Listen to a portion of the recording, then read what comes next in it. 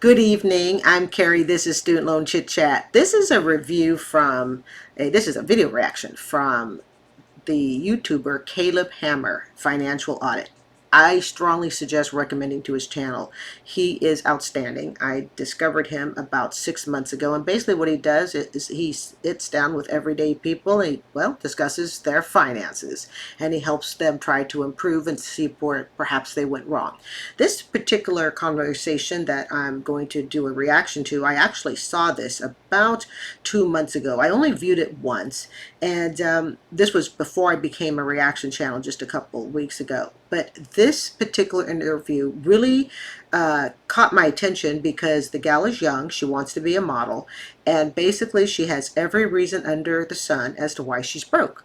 So I'm going to pretty much let her tell her story. Now I will say that, I'm only going to play the last portion of it.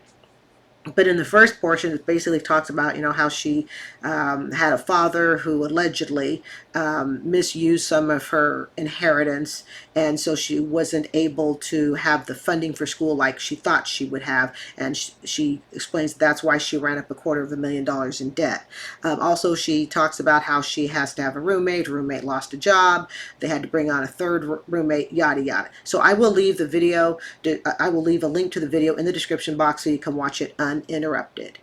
So let's go ahead and minimize this. All right. And we're going to start it about 10 minutes into the video. I'm going to play it at 1.25 speed, which it is set to. And here we go. You just have to deal with it. There's like nothing that can be done. I think this is student loans. I didn't really know what this was. This is from my undergrad degree. Sally Mae, a lover. How many years were you in undergrad? 4. 4 years. And you completed it though? Mm-hmm. Oh, okay, from where? Baylor. In what? I got my Bachelor of Science in Family and Consumer Sciences. Baylor. Family and Consumer Sciences. Don't quite know what that is, but I'm assuming that's going to be somewhere along the area of family counseling, perhaps. I can tell you right now that she got it for $167,000 respectively. She's at $250,000. You want to know what that difference I'm willing to bet is? It's all interest. And it sounds like she majored almost short in a public service type job that probably doesn't pay more than $40,000, $50,000 if lucky. In other words, what it cost her to get that degree, she's not going to be able to pay off. It was private, isn't it? Mm-hmm. Yeah. Okay, private school. You young people that love those private schools, but I'm not going to fault you. I had my own $110,000, so but we can learn from this. We can learn. So she went to a private school to basically, from what I'm gathering, to basically take on a public service type job. $250,000 to take on a public service job. Yeah. It's expensive, isn't it? Yeah. Do you know how much your student loan? Do you know how much you took out? Almost $200,000. So here, Mm-hmm. we're seeing $176,000. Yeah, that sounds Like your about total. right. But what's this up here? What's $250,000? So, what is that? 250. Where do you see that at? Right here. What's that? Oh, the 225. So that is the interest that's accrued. Because if you see, this is actual balance. All right, I want to stop the screen here, okay? I want you to all lean in, okay? I don't have my reading glasses on, so I'm going to do the best that I can, all right? I want you to see why income-based does not work, and I want you to see it firsthand, all right? So let's look at the top, the billing period, at the very, very top up here, okay? I think you can see my mouse on the screen. I'm not positive. I think you can, okay? Billing period at the top is March 20th to April 19th. So it's a 30-day billing period, okay? 2022. Remember, this video was about a year ago, all right? So it looks as though her previous billing statement was $223. I'm just going to round off, all right? $223. Her current billing interest and fees. Fees are probably like, either administrative fees, late fees, I'm assuming stuff like that. $1,945. Take a deep breath. This is why income-based payments that only have you pay a quarter of it don't work. This is why you can pay on student loans for 10 years and you think you're all done with it, and you go, but how come my bill keeps getting bigger? Because income-based payments, the ones I know for a fact that millions and millions of people are breathing a sigh of relief when they get on it, unless you are a public service where that student loan is going to be forgiven tax-free.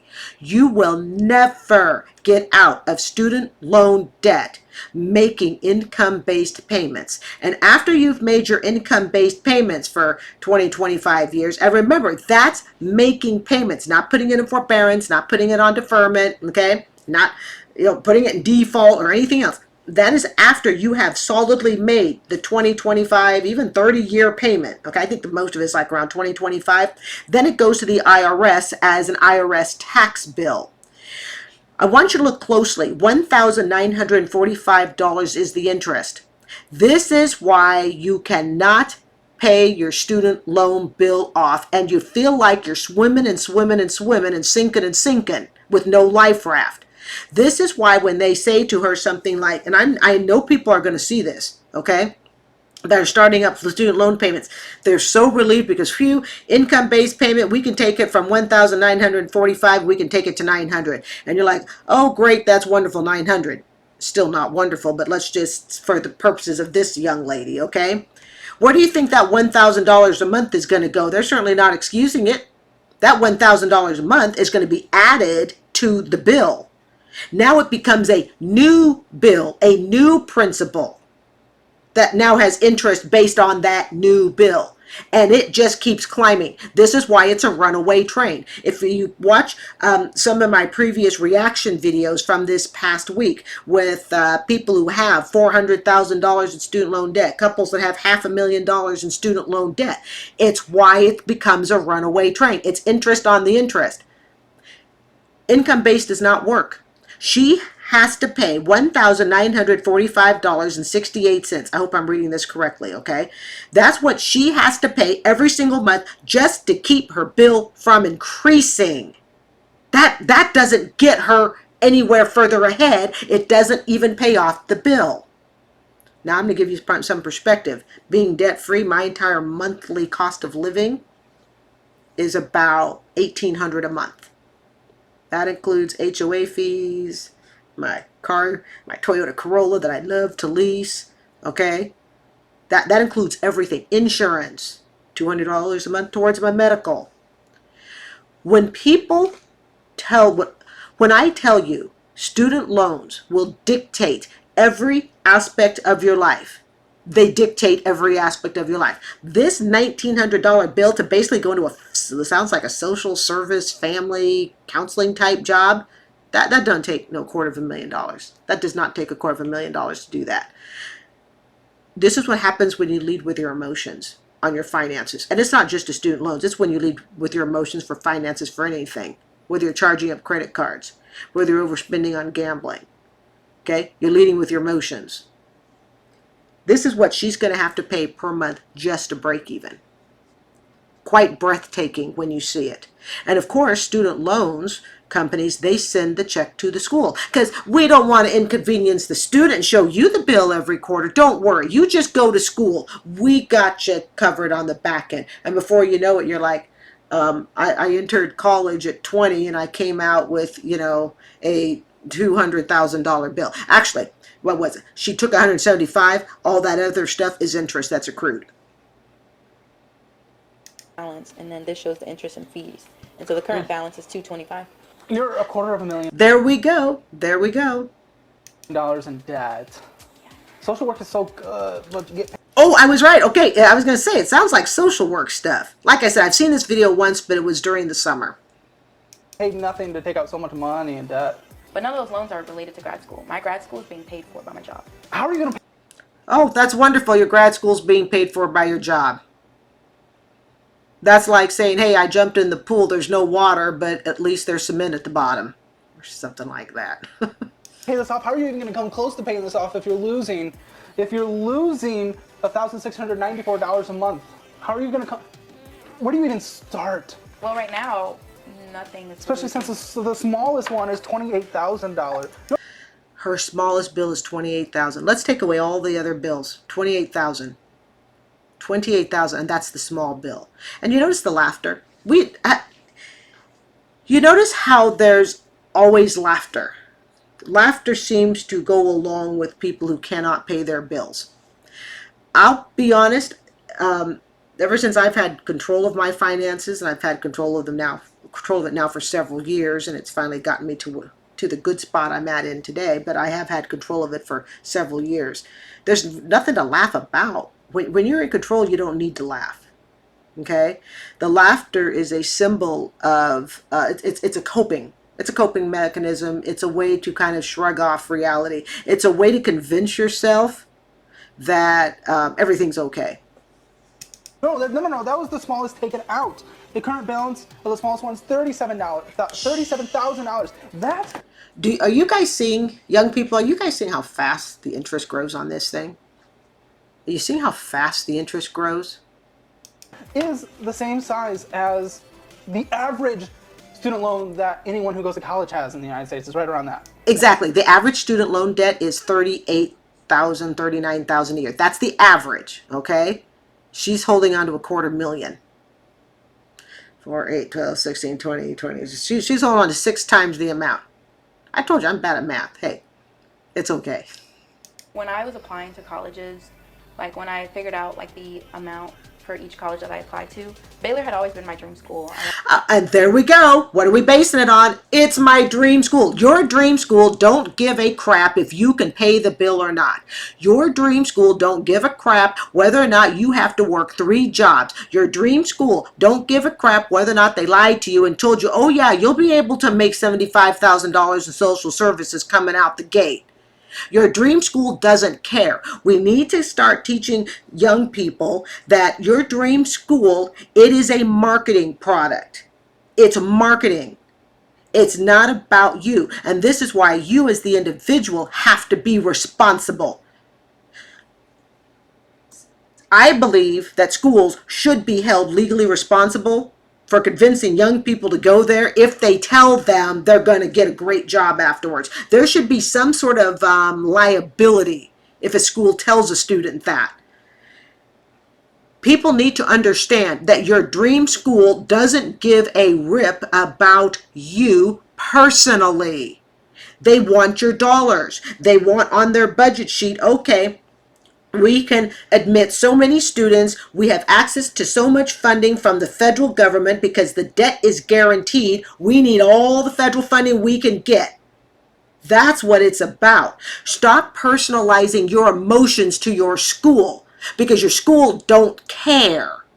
It doesn't care. I wanted to move to Texas and go to school out here. But then I was like, okay, I have to think about the cost. And I was ready to go to another school that was so why didn't you? Less than half of that, but my dad was like, go to Baylor. Like nobody. Less than half of that? Even half? That's insane. So dad said go to Baylor, the private school. Don't do it just because your parents tell you to. This is going to be one of those areas. I would tell any young person, you know what? Unless your parents are handing you the check to do it, like here's the check. They're paying it directly. Nah. I know parents who have taken from their kids. I was in a relationship with one person years back, and we lent some money to this person's dad. This was years ago, and the dad actually took the money from us. That was the first time I realized that parents can really screw over their kids if they want to. Now, fortunately, we did wind up getting it back, but that was my first realization that not all parents are on the up and up. Paying for an undergrad. I mean, in these times, that's pretty standard. My dad. No, was it's like, not. The average is about $38,000. My dad was like, go. Like, that's your dream school. Go. We'll figure it out later. There we go. Hold on. I need a drink of my Martinelli's. That's like saying buy a house, we'll figure out the mortgage later. Get a car, we'll figure it out later. And that's why so many people are in student loan debt. It's what got me in my debt. I was dumb. All I asked him was, what's the monthly payment? I'd like to take out $250,000, please. What's the monthly payment? Oh, we can get you on income base down to about $900. Sold. But you don't understand interest on the interest. You don't understand how fast it builds, and you don't compare about what that student loan is going to cost you in comparison to the income you're going to make. She's in a social service job. She's in a public service job. Maybe she can do that for 10 years and get this monstrosity forgiven. But Even a parent saying, well, just go. That tells me right there the parent has no concept of debt either. Neither of your parents went to college? Bingo. And if you've watched any of my earlier videos, and I'm talking earlier like before I became a reaction channel, I talk about that some of the most vulnerable people to getting shysted in student loans are first generation college people. She's one of them. Dad says, well, just go. Was Daddy-O paying the bill? I mean, then you're falling into the stereotype. Usually the first generation that goes into college. There we go. The most amount of students. There you go. It wasn't something that I was 100% for, but my dad pushed me so hard. Push you so hard.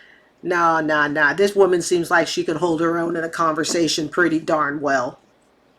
I'm sorry, she doesn't strike me as, she wants to be a model. She's running around. She's doing all this stuff, but yet her dad convinced her to take on $250,000. Nah. Not buying all that. Hard to be in debt for the rest of your life.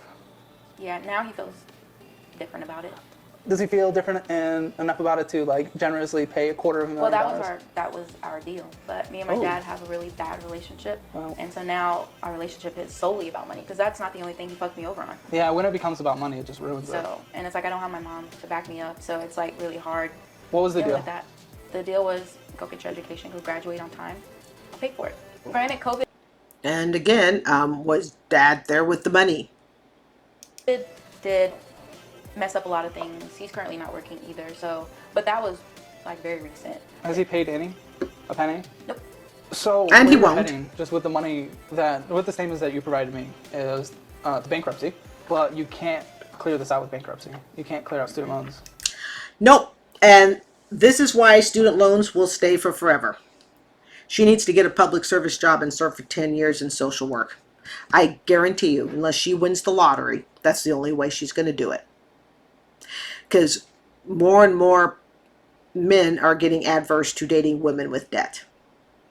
Oh, I will link at the end the 30-year-old that I did a story, a reaction video to about, I think it was last week, and why he doesn't date women with debt. He would run from her as, well, with Olympic sprinting shoes on. I'll link that at the end. They're in his name. Wait, they're in his name? Correct. They're not in your name at all? Like, I'm on there, but like... Yeah. Whoever's on there, you're on there. Don't co-sign student loans. Oh, and I also did a reaction video on a boyfriend who co-signed on an ex-girlfriend student loan to the tune of around $20,000. Now he's trying to start a relationship with a new person, but he can't because, well, I won't say he can't, but it's proving to be challenging because his new relationship, his new girlfriend, is aware that the old girlfriend has a $20,000 student loan co-signed, with her current boyfriend. It's just a mess. It's an absolute mess. Like, the IRS is on my ass right now for something my dad did when I was a minor with the money that my mom left me. And so that is like the priority right now, is because he's paying that off. Like, he needs to figure that out. What is this IRS thing? So my mom left me a whole lot of money for college. She died when I was 5. But my mom left me enough to go to college and not have to be in debt. And instead of saving that, my dad spent it while I was younger, and now he owes thousands of dollars in back taxes that he never paid. So when I filed my taxes on my own, it's unfortunate, but unfortunately that those types of parents exist. But if you know that's the financial situation, then you have to have a plan B. You have to realize that I can't attend this private school. And honestly, again, for a social service job, community college, 2 years at a bachelor's and 2 years at a state university, that's it. Drop nothing more into it. When I turned 18, because I had my first job, my aunt is my tax preparer, and she called me and she was like, Tarika, why do you owe the IRS so much money? And I said, who is the IRS? She was like, stand by. She hung up, and I guess she called my dad, and then she called me back and was like, I figured it out. And then my dad sent me some really horrible messages. It's like, why would you get her involved? I was like, how am I supposed to get her involved in something I didn't know about? This is gonna just absolutely balloon. Yes. Isn't it? And something else to think of, when you're in debt, one of the things that you have to do, and it can be difficult, especially if you feel that debt wasn't all because of your fault, you have to get over the anger. And you have to get over the blaming of who's at fault. Even if you're in the right, yep, this person screwed you over. Because here's the problem. If you can't get over that, if you can't step off that stool onto new turf, you will sit there. You will stay in that same spot, not moving, because you're going to find everybody around you who's at fault. I'm not saying they're not at fault. I'm not saying that the actions that they did to you or towards you were right. What I am saying is, for your own good, for your own ability to move on and to heal financially, emotionally, and everything else, you got to move on from blaming. And you have to put that in the past. And it's hard to do. It can be very difficult, but you have to, for your own sake. This is going to be $500,000 before you know it, and then $1 million. Probably within the next 2 years, the way that the economy's going. No, it's not just with the way the economy's going, but it's her attitude towards it. It's how she thinks about the bill. And she doesn't strike me as having a real go-get attitude. You need to make double. You need to find a job that makes double. And then you need to double your side. And something else I meant to tell you also, I'm not going to play it on here, but like I said, the video will be in the description box. Earlier in this video, he brings up her checking account. She has 13 overdraft fees in a 30-day period. That's an overdraft on average, I think, about every other day.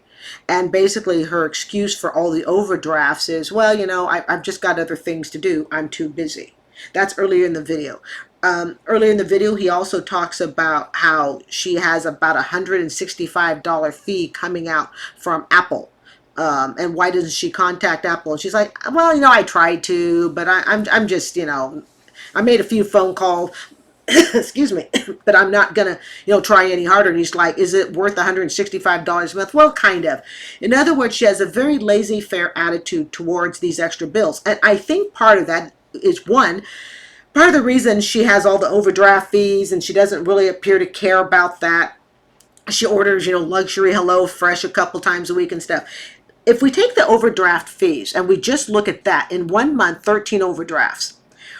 The reason I believe it's insignificant to her, it's not that she knows that she shouldn't have them, but let's put those overdraft fees against the backdrop of $250,000 student loan. What's, you know, $200 in overdraft fees?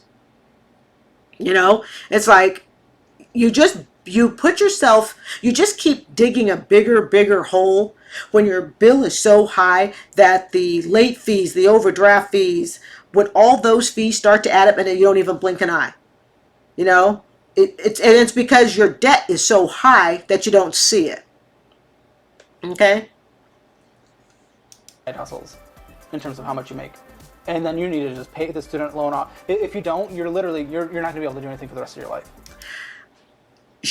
I believe the only way she'll be able to pay this bill off is to go into a public service job for 10 years. And at that point, she can probably end her modeling career that she's trying to do. And it seems as though she's paying to be the model more than they're paying her. What's the minimum monthly payment? $1,945? That was the screen I showed you a little bit. I showed you a few minutes ago. It's that $1,945, and her bill's gone from $23 to $25. She has to make that $1,945 payment. Okay. Otherwise, anything that she's short of is going to be tacked onto the principal. You see, this is why income-based does not work.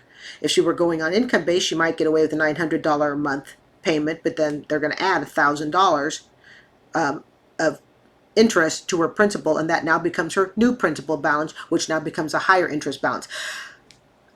It's a nightmare. It's an emotionally draining nightmare, and it's avoidable to a great extent with knowledge and information. That's why this channel exists. Yeah. Oh, that's so much more. That $1,945, you brought in $2,816. Yeah. You need it That's why I'm 3 going to real times. estate. Oh, now we've gone. So basically, what she's saying is this $250,000 degree she just got from the private university to basically be a family counselor, social worker. Now she's going to go into real estate. You want to talk about how the real estate market is today? This video was a year ago. Oh, well, Have all these connections. But that takes a while. Depends on your hustle. Well, Don't you love that? It depends on your hustle. Whether we got, I don't know, 45 million people with student loans, Are they not all hustling? You see, part of what we see here is arrogance. We also see denial. Okay, we're seeing a combination of it. It's like, well, I'm just so good that it just depends upon your hustle. I'm the one hustling. The rest of you are the ones that are all messed up. I got a hustle going on. Honey, if this is your hustle, no disrespect, but I'll walk. On a positive note, though, I mean, I can't believe I'm saying this is positive, but your credit card is only $400. I don't Hey, everybody go get your tea or whatever, okay? Let's drink to that. use it. Okay. Well, $400. Yeah, but I just don't use it. Why haven't you paid it off? If the credit limit's 500 and you have 400 in there, why don't you just Because I kind of don't have forget money? about it because I don't use it. So yeah, there's a $35 monthly payment. Yeah, I usually pay between 45 and 60 instead of the 35. Another thought, her $1,945 interest only portion of her student loan, as someone who's debt free, that's higher than my monthly cost of living. Debt costs a lot. It costs a lot. Well, just with the interest that's accruing, with the $400 that's there, if you just pay the monthly payment, it'll take 14 months to pay off, and the total would be $446. So when we moved, I bought our dining room set. It was like $390 something. And so that's where that $400 came from. And so that's why that hasn't been paid off, because that's fairly. Why'd you spend money you didn't have on it? Bingo, I was thinking the same thing. Why are you buying a dining room set? Well, it was a credit card. So it's money you didn't have.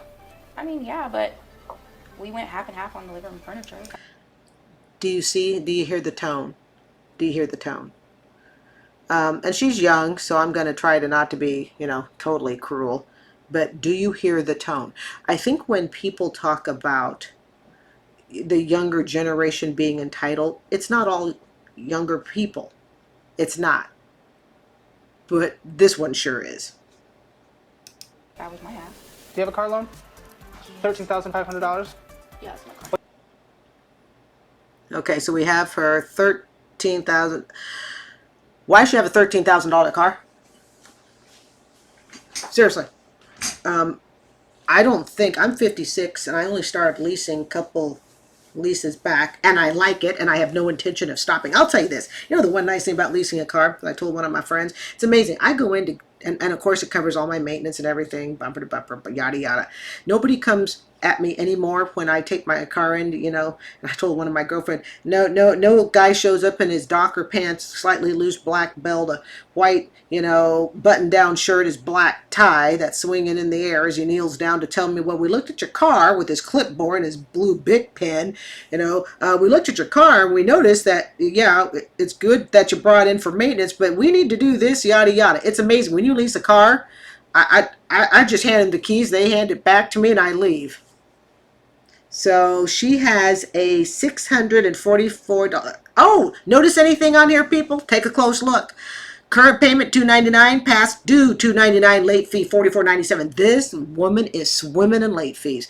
Again, when you don't have control of your budget, and earlier in the video, she said, this is the part that you did not see. She talked about how she keeps track of all this stuff in her head. She talks about that. She goes, well, I keep track of all my billing in my head. This is what happens when you keep track of all the billing in your head and you don't actually write it down and you don't actually know where it's all going to. This is what happens. Late fee after late fee. She could pay my HOA fees off of her late fees probably in a month.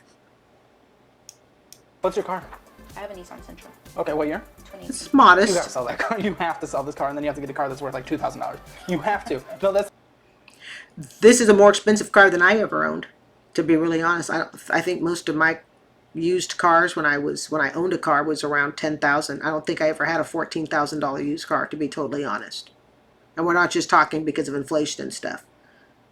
It's not even a joke. You have to. $300 a month in monthly payments. You cannot do it. $50 in late fees, meaning you missed your payment. I've only had it a year, actually. Notice how she sidesteps the late fees discussion. You'll notice that if you play the video in the description box, if you go back, you'll notice there's always an excuse. Yeah, I know I got late fees, but I got other things that I need to do. A little over a year. Almost 2 years. Are you willing to sell this? I mean, the reason I got it is because Nissans are known to be reliable. Like, getting a $2,000 car with the amount of miles that I drive, not conducive. Yeah, She's got all these miles because she's so popular. She has to get around town. but you're Something else drowning would have in to debt. be sold before I sell my car. Oh, but you can't afford. I rode a bicycle to school for about a year. I rode a bicycle to school. It's amazing what you can do if you absolutely have to. Afford that car. Well, I mean, I do. No, you don't. No, you do not. I've had You it do- for 2 years. You do not afford the car, though. You're going further and further into debt. He's right. You can't afford the car, honey. You be $250,000 in debt right now. You can't afford a skateboard. Affording means you're paying for it and you still have money. You're losing $1,600. And the fact that it was a late fee. Sorry, I try not to cut them off in the middle. Sometimes my trigger finger gets happy. And the fact that you have the $44 late fee. You know you can't afford the car. It's called fooling yourself, thinking, well, you know, the Titanic is we're still above water. Yeah, half of it, the ship's in the ocean, but we're still above water, so we haven't sunk yet. $94 a month. You can't afford that. It makes up, this car is worth almost half the amount of money that you bring in. I think like the max car you can afford is like a $5,000 car. Well, it's just not going to work. Like, the amount of time that I drive, I can't get a $2,000 car that's going to need all these things. What And about my car, five? I've never had a problem with my car since I got it. But that's not the point, That's not though. the you know? point. But it is. With the amount of driving that I do, I need something that is reliable. I didn't go get Because she's special and she has that modeling gig she has to go to. And she got to have a special car. She can't be seen pulling up to her job and, you know, a beater.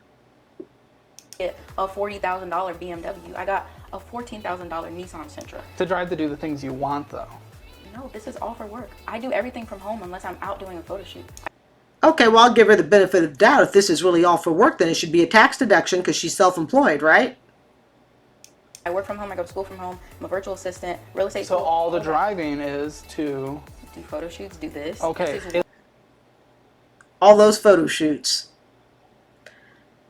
Do you notice how she's quick with, what should I say, excuses as to why she has to keep the expensive things she loves? Okay, I have to keep the car because there's just no other way for me to get to my photo shoots. I've ridden a scooter to work for a couple years. I rode a scooter to work.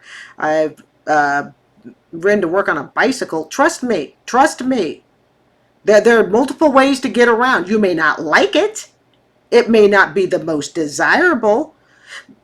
Okay, but there are other options than a $14,000 vehicle from a year ago that you can't make the payments on time and you're paying $50 late fees on.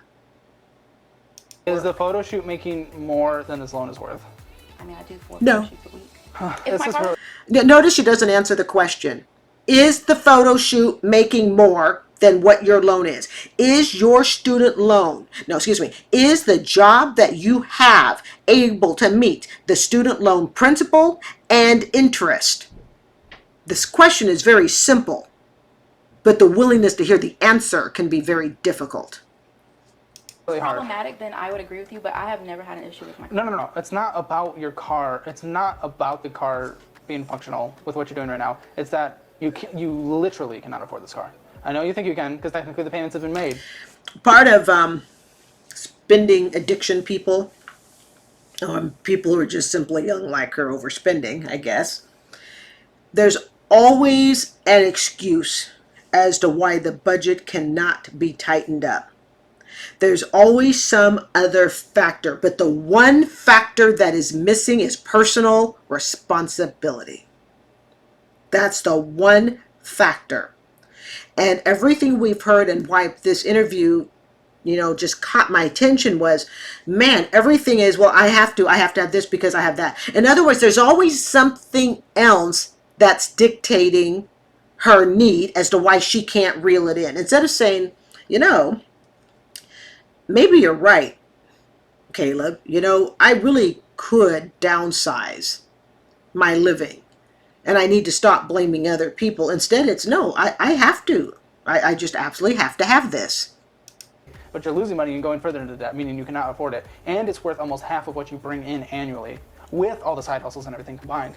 my main fear is you cannot sell your credit card and pay it off. You cannot sell your student loans and pay it off. These are debts that have to be made. You can sell your car, because I bet the interest rate on this thing's insane. What is I it? actually got a really good interest rate because I have a good Do you know what credit it is? What's your credit score? I can look it up. Yeah, let's look at your credit score. All right, everybody. Okay, it's time. Put on a betting hat. I don't have a betting hat. Okay, because I actually do not remember what her credit score was. Like I said, it's been a month since I've seen this. I've only watched it that one time. All right, let's all take... The betting table is open. Do you like TransUnion or Equifax? Which one's more? Okay, my credit score is 818 as of yesterday. Credit No, just show it to me. All right, credit score. Betting table. Oh. Well, that's not what it was when I got my car. Yeah, yeah. Yeah, I had a 7. Tell them what it is. Oh, wait, hold on. Tell them what your credit score is. It is 549. All right, 549. There you go. Young people, is this what you want? Is the school that you want to go to that's going to cost you 6 figures in debt? Is this worth it? Is it worth it? Think about it. And even those of us who go back when we're older, is this worth it? How many people graduate from a school, but they've never done the math between what it costs them compared to what they make? That's where my failure was. When I got my car, it was 720. Well, of course it was higher when you got your car. It was after you got your car and you couldn't make the payments and all the late fees came piling on. Of course it's going to drop it. How will you sell your car? No. And just get a car you can afford? You can No. get a reliable car that gets you from A to B for $5,000. Easy. $5,000? Easy. $2,000? Yeah, clunker. $5,000? Yeah, your AC might suck, which sucks in Texas. But... I don't think I need to sell my car. Oh, okay. Princess doesn't need to sell her car, Caleb. Okay. Well... My car is not the problem, it's this. Ooh, that was rich. Was that rich? My car is not the problem. It's this. Always something else. No, honey, you the problem. You are the problem. You're keeping this all in your head. That's what I know the audience didn't hear, but if you replay it at the towards the beginning of the video, she talks about this is all. She's keeping track of all this in her head. She is not the problem. Ooh. It's these things that if I didn't have this, that wouldn't be an issue. Of course. Of course. If I didn't go to an expensive private school to be a social worker, I wouldn't have this issue. If I hadn't taken out a $14,000 loan on a car that I can't pay on time, and I'm paying $45 in late fees on, it wouldn't be an issue. If I didn't have 13 overdraft fees and one 30-day account, I'd have that money. That wouldn't be the issue. When it comes to budget, nothing is an issue if you know how to budget. Otherwise, everything becomes an issue. Hey, I wouldn't have been bankrupt myself. I hadn't been a damn shopaholic. Okay? There we go. It's this, it's the IRS You're right. stuff. If you didn't have that, this wouldn't be an issue. But you have... Right. Everything would not be an issue if you didn't have it. that. It's So the this IRS is an stuff that issue. I have to pay monthly. That is Still. something that I never thought would be a thing. Once I had to start doing that, everything changed. And all of that sucks. I hate that. But it is a thing. But my car is not the problem. I understand. And notice she has never once said what? You got it. She's the problem. You think That's that not it's how it more, works, though. It is. No, it's not. It makes up... I'm not going to argue it. I'm not going to argue it. When people talk about young people being entitled, and let me make this very clear, this is not all young people, okay? I just want to make that really clear. But when people talk about the entitlement of young people, this is the image. This is what they're talking about, the behavior. All right? It's the behavior that she has, the warped thought process that she has towards her debt.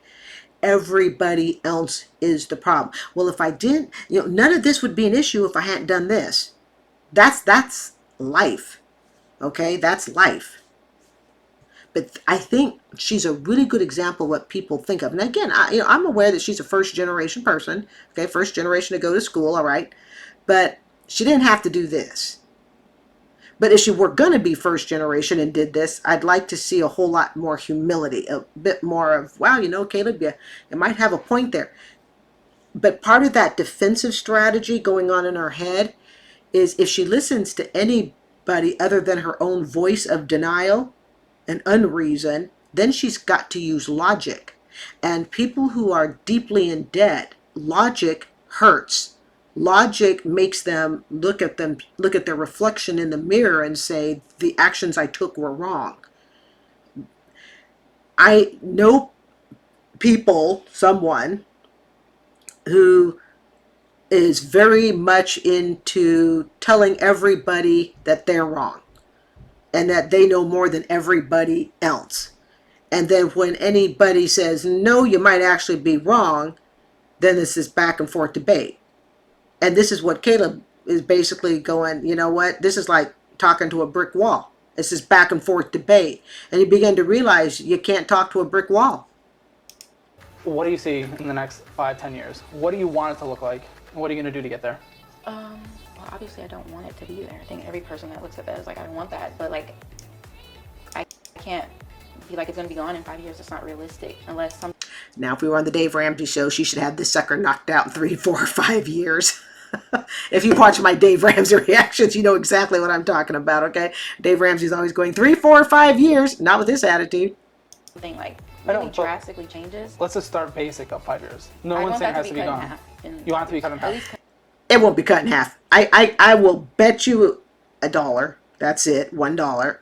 The bill has gone up because someone like this, she's not ready to take accountability as to where she has gone wrong in her debt. She's not ready to take accountability. And it's only been a year since this happened. This has not been cut in half. And if she goes for the job that she went for, I guarantee it to you it will not be cut in half because social services do not pay enough to pay off $250,000. Cut in half. What are you going to do to get there? What I'm doing now. What? Drink time. This is when I wish I won't say alcoholic, okay, but this is when I wish I drank a little alcohol, okay? Just a little. She's going to do what she's been doing. Honey, you're $250,000 in debt. You're late on your car payment. You overdraft fees. You got 3 roommates, and you're all trying to scrape by. What you're doing now isn't working. What you're doing now is not working. So if you continue doing that, what do you think the end result's going to be in 5 years? This is going to be a runaway student loan train. Mark my words. What you're doing now doesn't work. It's going to take some time. Thank you. Yeah. It's going to take time. When does time start? When does time start? Does it start the day you graduate from college? Does it start 6 months after you graduated? Does it start 3 years later after you've had your fun and post-college experience and playtime? When exactly does it start? I guarantee you she has no definitive date because, again, to have a definitive date means you have to take on personal responsibility. So like, it's way better than it was in November. It's way better. This is better. This is better. Okay, the bill that we looked at, okay, showing $1,945 is due in interest for 1 month. This is better. The credit score that went from, I think, what was it, 715, 725 to 595, this is better. Do we see the extreme disconnect? This is what happens when people get into a serious amount of debt. Sorry, I have to move the table here. When people get into a serious amount of debt that they can't pay off. That's like me as a shopaholic going, well, at least it's better. I only visit 1 mall now instead of 2 on the weekend. No, it's not better. It's just different. The problem is it's still bad. Better than it was in March. It's like it's progressing, but I can't say like what it's going to look like because I don't know. A lot of things are like uncertain at the moment. In other words, what's uncertain in her mind is what everybody else is going to be doing, because her actions are based on everybody else in her mind versus herself. It's going to depend upon what her roommates are doing. Are they paying their fair share of the rent? It's going to depend upon how the IRS responds. It's going to depend upon what her dad does. In other words, it's her, how do I put this? She is waiting to be able to blame somebody else for future moves. Instead of her saying, you know what, this is the situation I'm in. I'm going to start taking responsibility and I'm going to fix it. I'm going to do it. What she's really waiting for, she's waiting to see what everybody else does around her. Then she can react accordingly. And when it fails, she has somebody else to blame. I'm not saying she's thinking this directly, okay? But it's kind of, it's like that subliminal. That's kind of what's going on.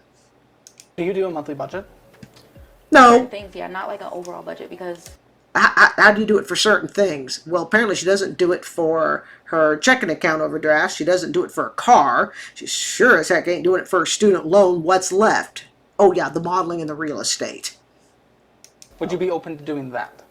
yeah, I think No. it's Budget, beneficial. setting yourself, you cannot spend more on this item a month than that.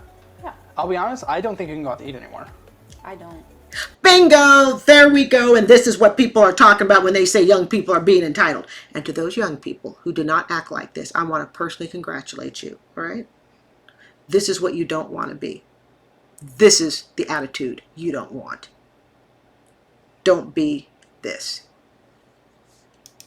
I hate going out to eat, but like I said, the lifestyle I live, I can't. I know, pack a sandwich. I can't. Much. Ew. Let me replay that again. Let me just back up 2 seconds. I can't. I know, pack a sandwich. Ew. Ew. Ew. You know what? One of the things I did to get me out of that out of debt, twice a night, I called it ramen noodle night. Okay? That means ramen noodles with, okay, this may not sound greatly appetizing. You can take a ramen noodle and you can mix it with egg for protein. All right, there's an option. Sometimes you can take ramen noodles, and I don't like broccoli much, but I will mix just a couple tablespoons of little chopped broccoli into it to get some veggies. Okay, if you take the ew attitude because you're just so ew of a princess, she thinks she's gonna be 5 years from now. She thinks she's gonna cut that bill down in half. Oh hell no. You can't have attitudes like that. And I'm sorry, I'm going to say it, that attitude stinks. That stinks. Because what you're saying is that you are so important and you are so privileged that you are beyond reproach in having to pack lunch. Many dinners, I've make blueberry pancakes. I love blueberry lemon pancakes, so I'll make those sometimes for dinner. Sometimes for dinner, it's, rice and tuna fish. Yeah, I've done that too. But never once have I said, ew, this is why she's in the debt hole she's in. And it's why she'll stay in this debt hole. And it's why she won't get out. Don't ever forget, ew. That well, I won't say it. All the stuff I want to lay out absolutely sucks. I hate the idea of having to buy the cheapest cheese, the cheapest whatever, eating a I don't buy stupid ham and cheese sandwich every day, whether you can or can't. I hate that that's the option. I've taken, sometimes on my cheap dinner nights, I take King's Hawaiian bread, put a little bit of mayo on it, put a little bit of meat and cheese on it, and there we go. Now, I do admit, okay, my budget does allow it. I don't buy, bologna. That I cannot handle at this age. I can't even digest it at 56. But I will go and, I'll go to the deli, get some, boar's head meat. I actually weigh it out, 2 ounces of meat, an ounce of cheese, put it on there, have a little sandwich, a little salad, okay? And her ew, because I'm still not quite over that, would she say that to someone like me that's debt-free today, but finding out that I used to ride a scooter to get to work and back? Okay, I've ridden a bike to get to work and back. All right. When you get to the point where you think you are too good to lower your budget, okay, that's the point where you lose. There's no way in hell she's going to be out of this debt, cut this debt in half. Now, you can't cut it in half with that. And I hate to say it, but nor should you deserve to. But if you do not cut back drastically, that student loan's going to be $500,000. And it's going to be $1 million. It will. Sally Mae doesn't give up. She just goes hard. This isn't a public loan that's on deferment right now and might get forgiven, or with low interest rates. Sally Mae is going to just... It's a private loan, so I already know the repercussions of that. Nah, this woman don't know crap. Sorry. Again, she thinks she knows. She doesn't know crap. Oh. So 5 years, you want to cut it in half. at least in half or like close to. Like Ew. You could tell that just annoys the hell out of me. It just, ugh. I feel like in the next year, with the way that my success is going and like my Whoa! We're almost at the end of the video. With the way my success is going, and he tells you pack a damn lunch and you go, ew. Really? If this is success, young people, do not follow this. Do not model after this, literally and figuratively. and this advertising agency, like I feel like I'll be able to save up like a few $1,000s within the next year. A few $1,000s, honey, you owe $24,000 a year just in interest. Think about that. Everybody say it with me. 1, 2, 3. Ew. Like literally things are like really good with that. Cool. Well, thank you for coming on down to Austin or up to Austin. And thanks. All right, we're gonna end this. This is one of my favorite YouTubers, Caleb Hammer. Absolutely love him. I'm so grateful I found his channel. I'd encourage you guys to check it out. I'll have the link in the description. So anyways, it's getting late, time for me to head to bed, but this is what you don't want to be. And I don't care if, you know, how you got into the financial situation you're in. This is what you don't want to be. And this is why I did this interview. This is going to be someone who life is going to teach some really tough lessons to. And I hope 20 years from now, she's not on the Dave Ramsey show, you know, in her 40s, talking about how she's sitting on $500,000 student loan debt. And I don't even think it's going to take that long. When you're already at $250,000 and your interest alone is, you know, $24,000 a year, and that's assuming you never miss a payment. Yeah, she needs to go work public service, and she needs to do that for a humbling 10 years. But I know what she'll be thinking. Ew. I'm Carrie. This is Student Loan Chit Chat. Thank you so much for joining me. I do seriously hope you will consider subscribing, and you have a wonderful night. Bye.